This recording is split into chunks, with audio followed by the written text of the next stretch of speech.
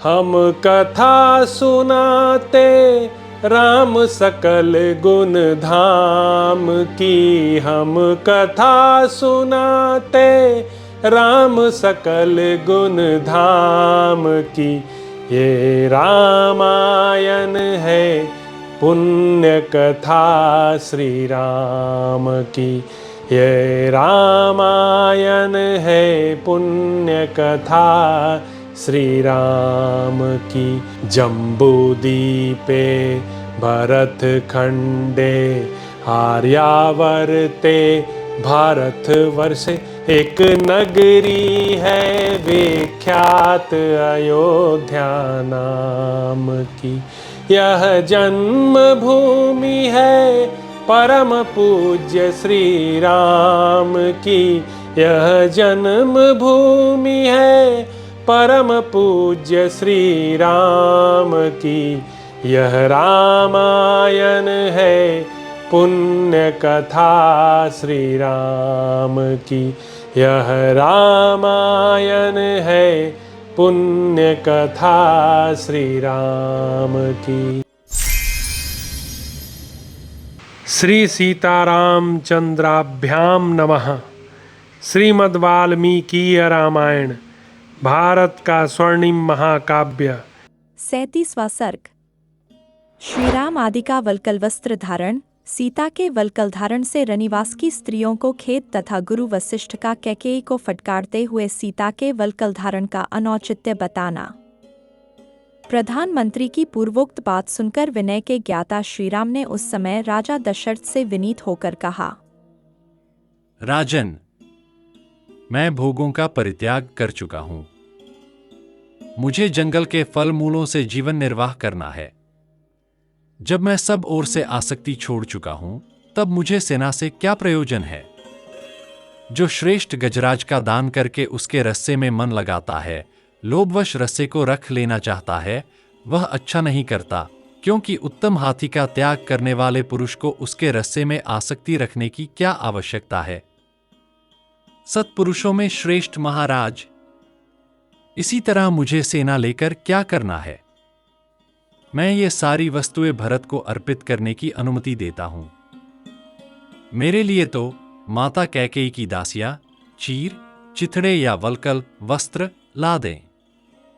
दासियों, जाओ, खंती और पेटारी अथवा कुदारी और खांची ये दोनों वस्तुएं लाओ। 14 वर्षों तक वन में रहने के लिए ये चीजें उपयोगी हो सकती हैं।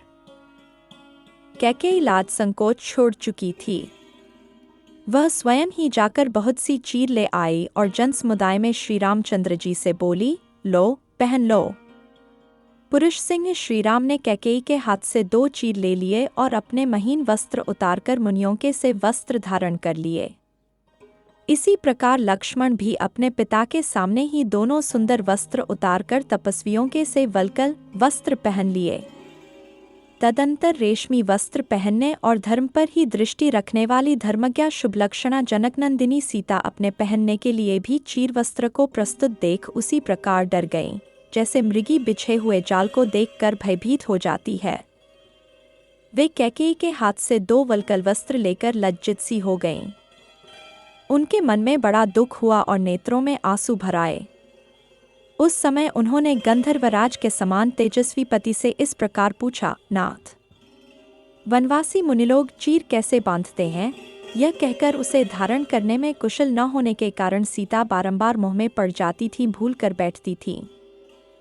चीर धारण में कुशल न होने से जनकनंदिनी सीता लज्जित हो एक वल्कल गले में डाल दूसरा हाथ में लेकर चुपचाप खड़ी रही। तब धर्मात्माओं में श्रेष्ठ श्रीराम जल्दी से उनके पास आकर स्वयं अपने हाथों से उनके रेशमी वस्त्र के ऊपर वल्कल वस्त्र बांधने लगे। सीता को उत्तम चीर वस्त्र पहनाते हुए श्रीराम की ओर देखकर रनवास की स्त्रियां अपने नेत्रों से आंसू बहाने लगीं। वे सब अत्यंत खिन्न होकर उदीप्त तेज वाले श्रीराम से बोली, बेटा, मनस्विनी सीता को इस प्रकार वनवास की आज्ञा नहीं दी गई है। प्रभु, तुम पिता की आज्ञा का पालन करने के लिए जब तक निर्जन वन में जाकर रहोगे, तब तक इसी को देखकर हमारा जीवन सफल होने दो। बेटा, तुम लक्ष्मण को अपना साथी बनाकर उनके साथ वन को जाओ, परंतु यह कल्याणी सीता तपस्वी मुनि की भांति वन में निवास करने के योग्य नहीं है। पुत्र, तुम हमारी यह याचना सफल करो। भामिनी सीता यहीं रहे। तुम तो नित्य धर्मपरायण हो, अतः स्वयं इस समय यहाँ नहीं रहना चाहते हो, परंतु सीता को तो रहने दो। माताओं की ऐसी बातें सुनते हुए भी दशरथ नंदन श्रीराम ने सीता को वल्कल वस्त्र पहना ही दिया। पति के समान शील स्वभाव वाली सीता के वल्कल धारण कर लेने पर राजा के गुरु वशिष्ठ जी के नेत्रों में आंसू भर आया।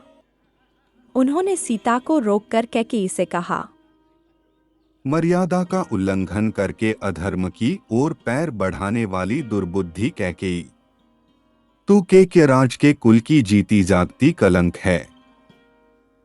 अरे, राजा को धोखा देकर अब तू सीमा के भीतर नहीं रहना चाहती है।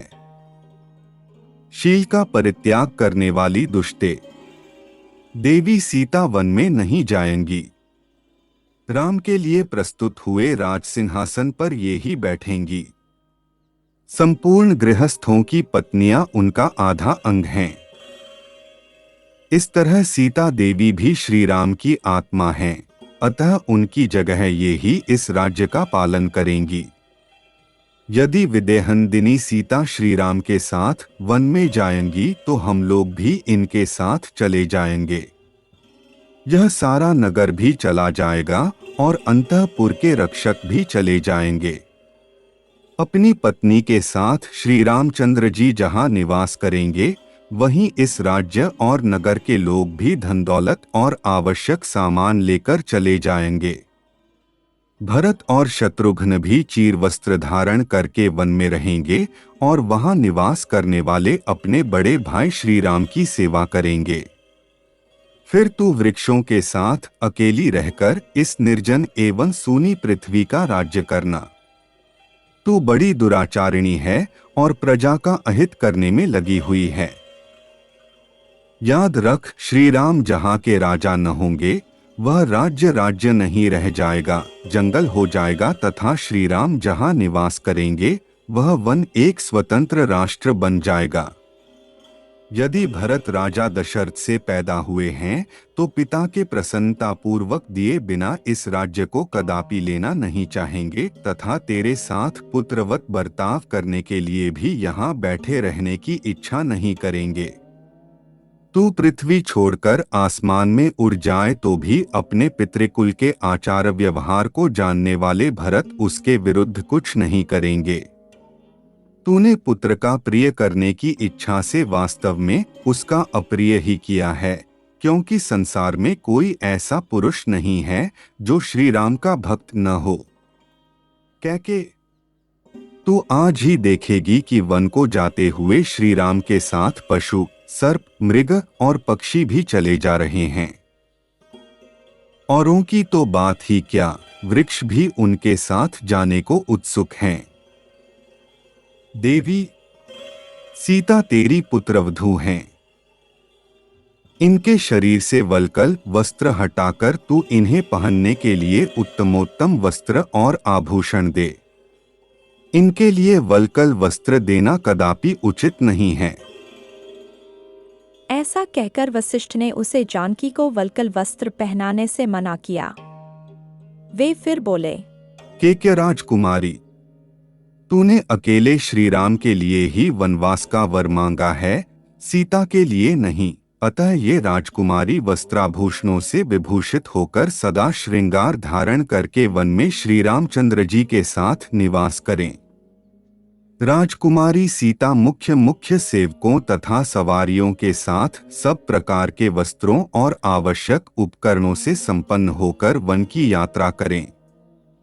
तूने वर मांगते समय पहले सीता के वनवास की कोई चर्चा नहीं की थी, अतः इन्हें वल्कल वस्त्र नहीं पहनाया जा सकता। ब्राह्मण शिरोमणि अप्रतिम प्रभावशाली राजगुरु महर्षि वशिष्ठ के ऐसा कहने पर भी सीता अपने प्रियतम पति के समान ही वेशभूषा धारण करने की इच्छा रखकर उस चीर धारण से विरत नहीं हुई। इस प्रकार श्री वाल्मीकि निर्मित आर्ष रामायण आदि काव्य के अयोध्या कांड में 37वां सर्ग पूरा हुआ। हम कथा सुनाते राम सकल गुण धाम की। हम कथा सुनाते राम सकल गुण धाम की। ये रामायण है पुण्य कथा श्री राम की।